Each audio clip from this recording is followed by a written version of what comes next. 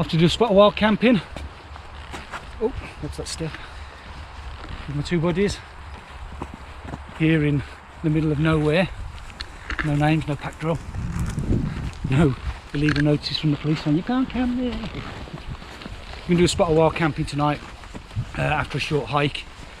Not sure exactly where yet. While we're there, we're going to do some hammock setups. Hoping to show a bivvy setup and a tarp. And then maybe, oh, we haven't brought the tents, have we? No. No. We'll have a look. So we'll see you when we find somewhere to stop. Okay, so we finally found somewhere we're happy to camp with. We've got a triangle of trees that we're going to use, so we're going to have a hammock on each one, so we're all facing into the middle. The tarps, we're going to try and put the tarps in such a way that almost all of this central area is covered. So yeah, we're not worried about the ground because we're not really doing anything on it except maybe a little bit of cooking. It is starting to rain again, so we're going to get a move on. I'll be back when we tie the ridge lines for the tarps. I'm going to put the ridge line up now for the tarp. I've got my paracord here. The ground's quite high at the edge of the trees there, so I'm going to set the ridge line just over head height about there. Partly because of the way I'm putting my tarp up, which will be hanging underneath the ridge line and not thrown over it, because in this rain I don't want water hitting the line, running down and then dripping on my head. Starting at this side, I'll throw a loop around the tree. There we go, and around about here I'm going to put my first line in. I'm going to tie a simple bow line. So the way we do a bow line, we create a loop first of all. It doesn't really matter which way you create the loop. What you need to remember is the sequence of events that happen next. So this end, the trailing end, needs to go, let's try this again. The trailing end is going to come through the loop. It's going to go around the bit that crosses over the bite and then back through the loop. And that is our simple bow line. And then just pull it tight. There you go. That's okay right where it is. Now I'm going to run across the other side. The thing about my ridge line is it needs to be very, very tight. Now this paracord has got quite a bit of stretch in it, so what I'm going to do is what's called a trucker's hitch. And this is a way of tightening, using mechanical advantage to tighten the line. Just got a bit of a tangle there. The way we do it is I'm going to come in about a foot away and I'm going to put a loop in here.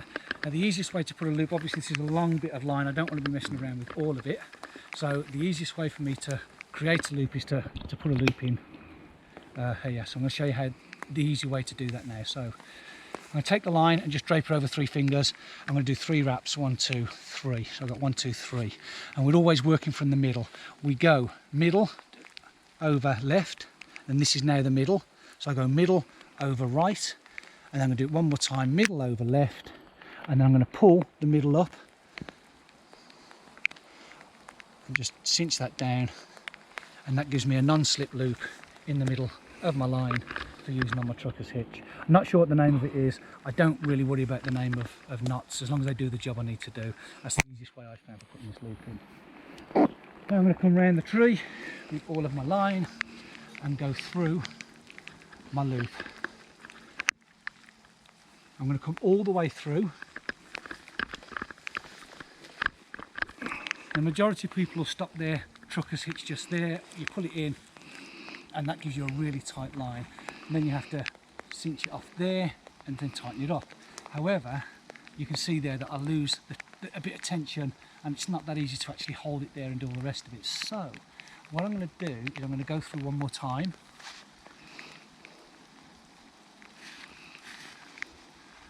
Like this. Oh, once I finish tying myself up.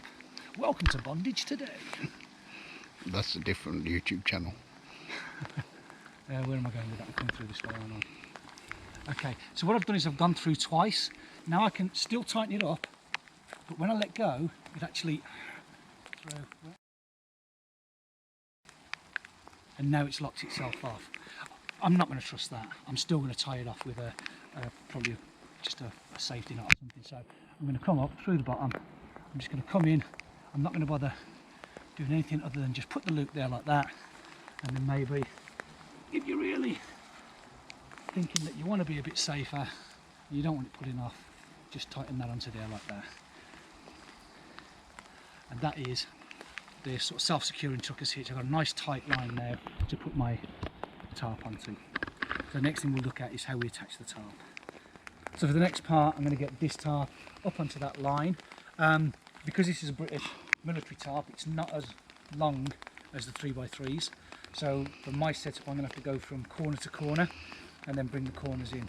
It'll make sense when I've finished it. First thing I want to do is get that centre up there. So to do that, I'm just going to make a little loop, simple overhand knot will do it.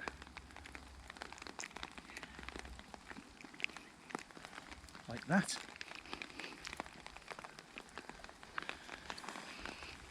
And I'm going to take my middle loop. Now I could have threaded it through first, but it's more hassle than it's worth. It just takes time to get it down then. I'm going to do a prusik, and I'll be using this 3 times on this, once in the middle and then once at either end. So a prusik is just a very, very simple way of putting a sliding knot along a line.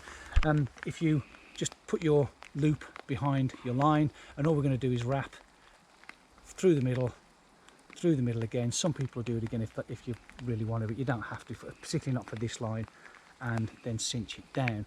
The whole point of a prusik, and it'll make more sense when it's at the other ends, is that I can take the knot at the top and slide it along like that, very simply. But if there's tension coming from the other sides, it locks on, so it's a friction knot. Now I've got that one up there, I'm just going to get a toggle, find my centre loop, here it is. Do you want to do that bit again? Is that one there. Pop that through, toggle, and that will hold that there. I'm going to do this 2 more times.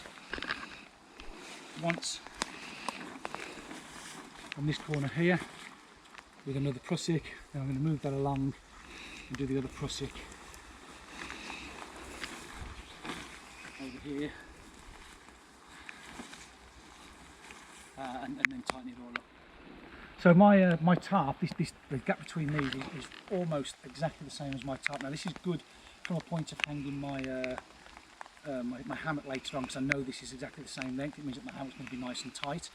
Not so good for tying the loop on here. So what I'm actually going to do is pretty much the same as what I did here.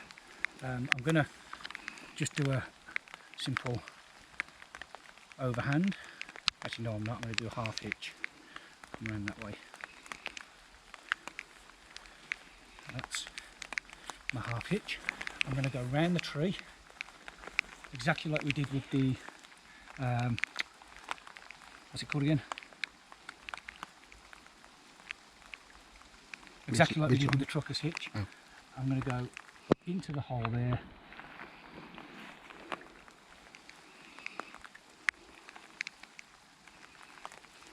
And then put the tension on, and this just allows me to get a bit more tension on, like that.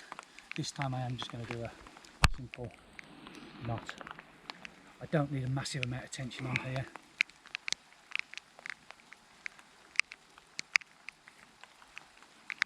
And that's a quick release.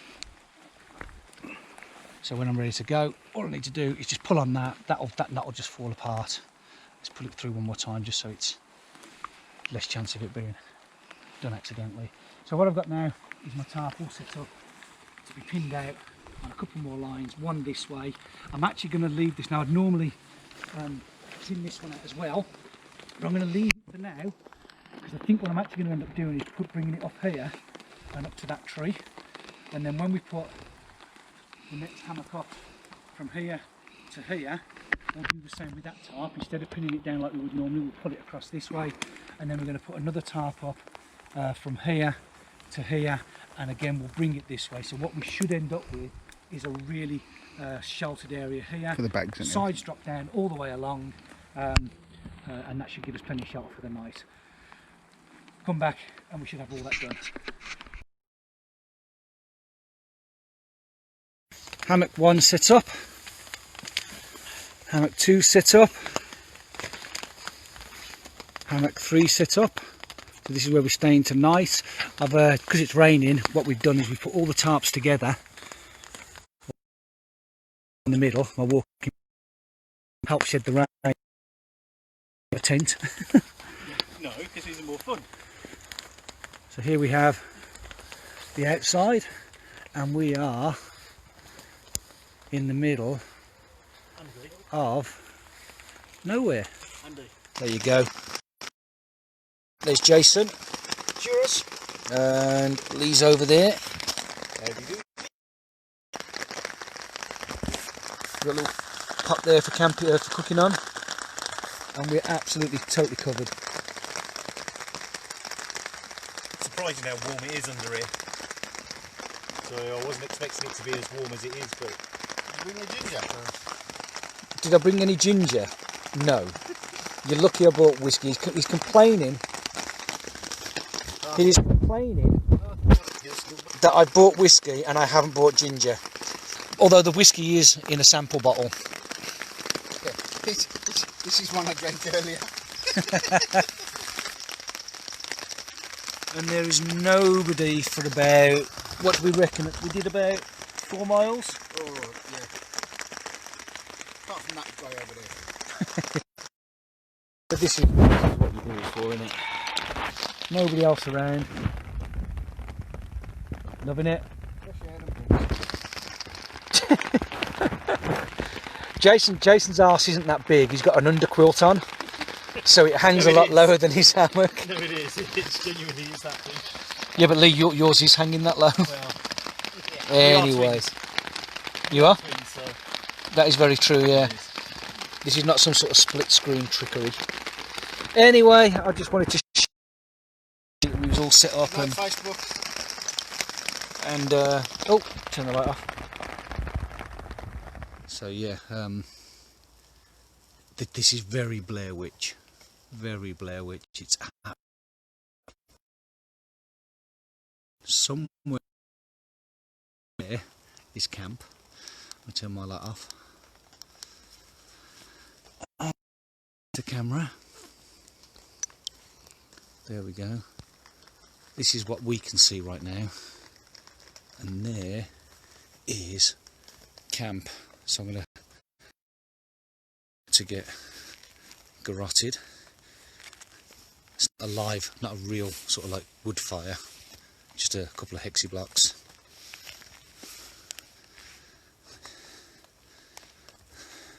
Alright gents, how's it going? yeah, not too bad. Living the dream. What is it like? Man, this is stunning, isn't it? Very cosy. Campsite. Yeah. Oh, the old camp. Let's have the torches down a bit, please. The campfire's getting... It is 5:15 in the morning. It pissed down all night, and I don't think any of us noticed. Jay? Nope. It's been an absolutely fantastic setup. Definitely the right call to not do single shelters, but to put it up as a communal shelter. That definitely did it. Kept us dry. Warmth, absolutely. Oh, it's too toasty. Or Yeah. kicked me. Don't Yep. kick me many times today. Same here. So I'm going to stop recording in a bit and just slowly watch the sun come up, and then put a brew on, and then I'll run you through the hammock and the hammock setup. Right, it is 6 o'clock in the morning. Good night's sleep. Time for brew. I'm going to be using this stove. You see that okay? Yeah. So this is a multi-fuel stove. It will run on alcohol, it will run on petrol, meths. I've had it running on brush cleaner. At the moment I've got it running on diesel. There's a little bit of a primer that needs to happen first, so I'll cover this in more depth perhaps in another video, but just bear with me while I take a few moments just to get this up and running.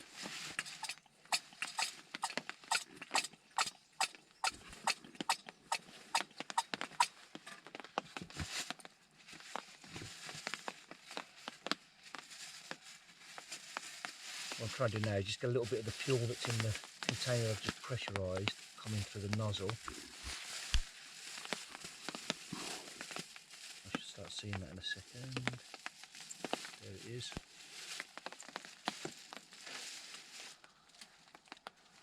Oh, might be a bit too much. So inside there is a little wick. I'm just getting the fuel on the wick. There we go. And I can light it. Might do it. No, that'll do it. That's better. This is all wet, so it's not the best.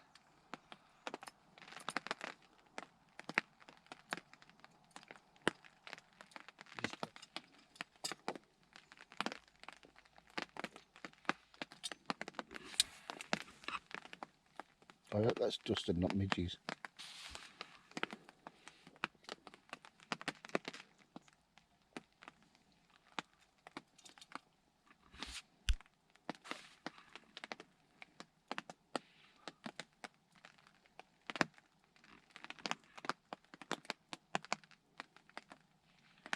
Right, we'll just give that a chance to prime now.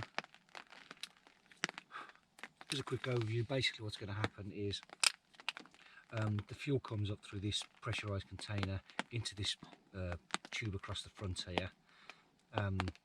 That is preheating the fuel, whatever fuel's in there, so that by the time it gets underneath into the nozzle, it's already in a vapour state. That just helps it burn a bit more efficiently.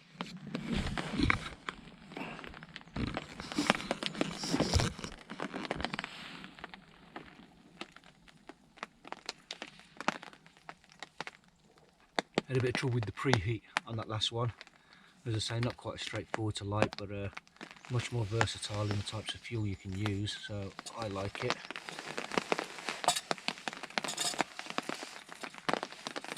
And this is a much better preheat now. Here it is now.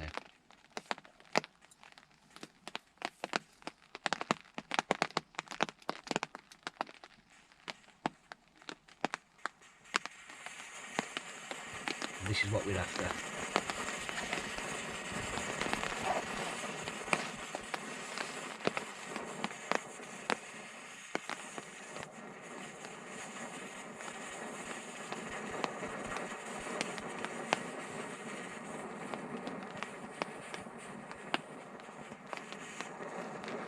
Okay, still burning off some of the diesel that was on the wick, but that's the cooking flame.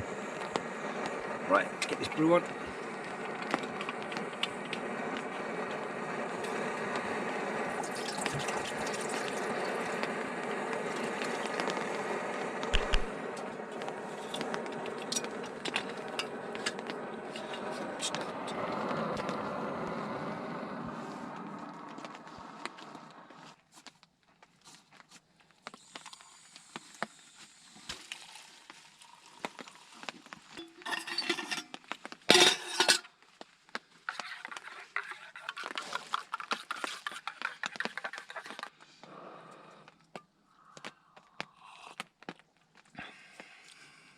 Cheers.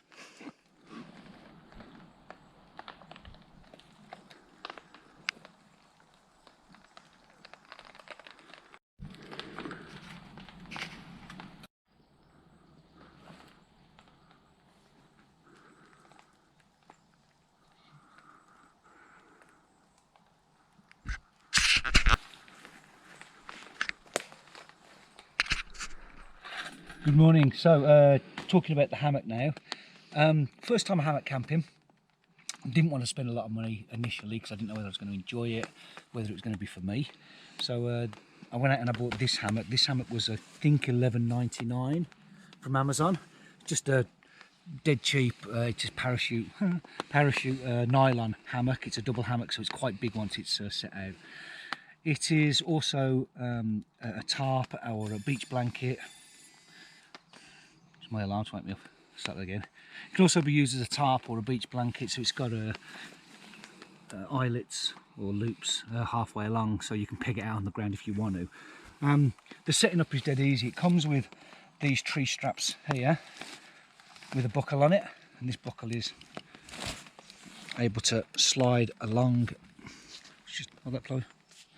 This buckle is just easy to slide along the strap there. So you just go around the tree with the strap, take the carabiner, put it through, and then, thank you, and then pull it tight like that, and that pulls your hammock into position. Now with this hammock, because it's almost all the way to the tree and all the way to the tree, I've got the straps quite low. If the trees were further apart, I'd have to have the straps higher. If you just quickly take a look at Jason's, the trees are much further apart on his, so his straps have had to go a good foot higher to allow for the natural drop of the hammock. So that's the hammock setup. It says it will hold 300 pounds.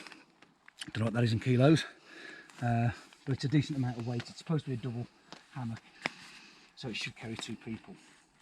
The next part of this particular sleep system is a roll mat. Now you do need something between you and the outside world with this. When you just sit in it without anything, you feel every little breeze and it would be cold. So I'm just going to use a roll mat. This is one I've had for many years. Again, doing this on the cheap, didn't want to go out and buy under quilts and all the rest of it until I knew I was going to be happy with it. So roll mat just goes in. This is a 3/4 roll mat, so it goes from my shoulders to my knees. And I'll just pop that in like that. So that's my roll mat in. And the next thing is my sleeping bag, which just goes on top like that. I'm going to be getting in from this side, so I want the zip on this side as well. And we are pretty much done. Getting into it's fairly straightforward. This is where I go spinning around like a clock. I'm just going to take my shoes off. So I'm going to pull the edge of the hammock out. It's much easier to get in once you've got a sleeping mat in there because it opens it up. Pull it out and drop in like that. And then I'm going to swing my legs round, pop them into the bag and zip off. That's the sleeping bag. The nice thing about this particular hammock, because it's so big, you can actually close it completely over yourself, which adds another layer of warmth. So once I'm ready to go to sleep, just let it come up, and that just gives you that little extra bit of warmth.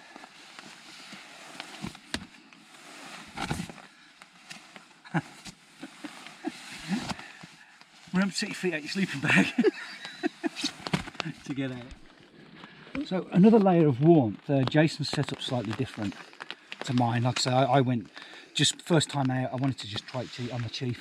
Jason decided to that this is his now preferred method of camping out. He's going to do this pretty much as he can. So his hammocks are slightly more expensive, but a much better quality. It's got a built-in fly net, mosquito net. So we're quite fortunate here. There's been no midges or anything like that, but that's going to protect him from midges. And then underneath it, he's got a bottom quilt. So that's what this little hanging bag is here. That does a better job of keeping the cold off you by creating this air pocket. Also gives you somewhere to store little odds and sods. And all that does is clip.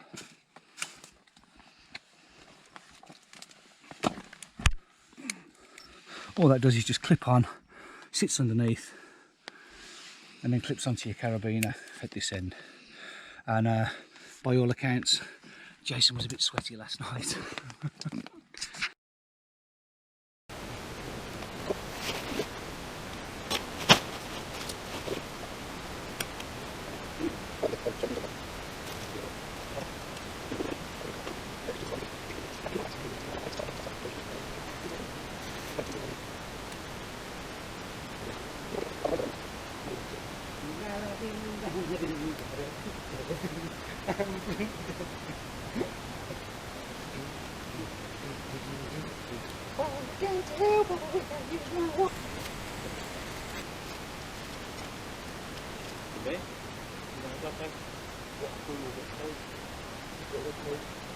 Where are you looking for my wet clothes?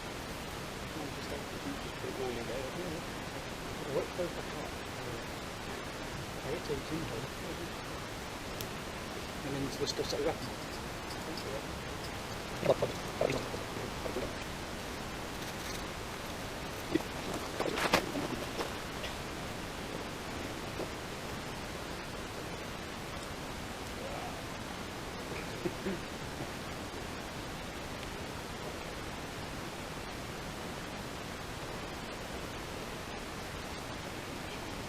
It's already cool, isn't it? Oh, that's on. I don't think the doors are going to be there.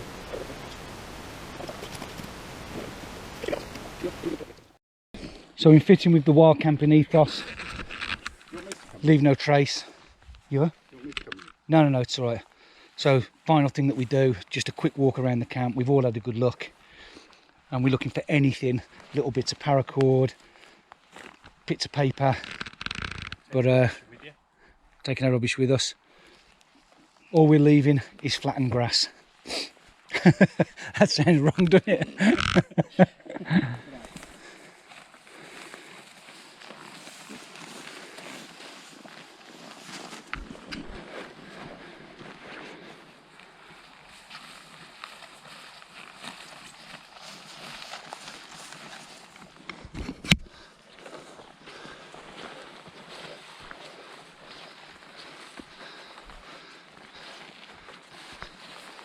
Bloody hell.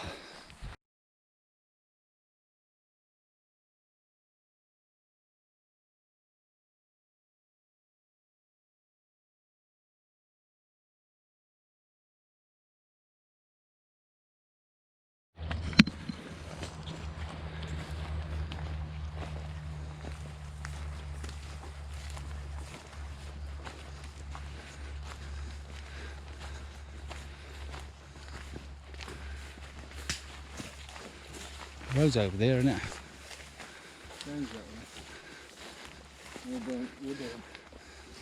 Where are you seeing all this burnt wood? Oh yeah. And all the trees falling over there. That looks the end of the path to me. It does to me as well. I think we go that way now, don't you? Yeah. Just work our way through. Yeah.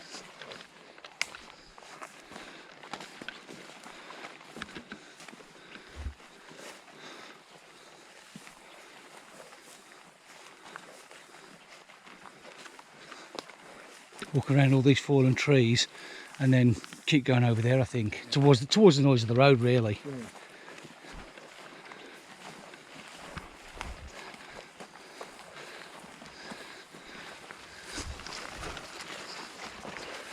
Fucking hell. She's definitely just over there, isn't it?